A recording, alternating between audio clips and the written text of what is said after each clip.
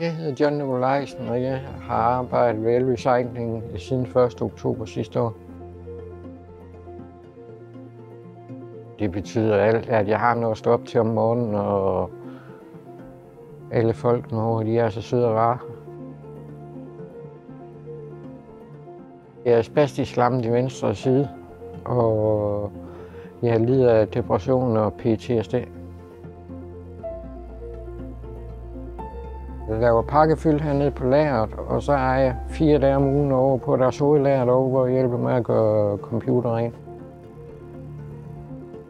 Det betyder meget at komme tilbage på arbejdsmarkedet. Jeg har gået 4,5 år uden at have noget arbejde, fordi jeg har haft en arbejdsskade i min venstre fod. Jamen, det bedste ved arbejde, det er, at jeg har noget at stå op til om morgenen, i stedet for at bare sidde hjemme og glo.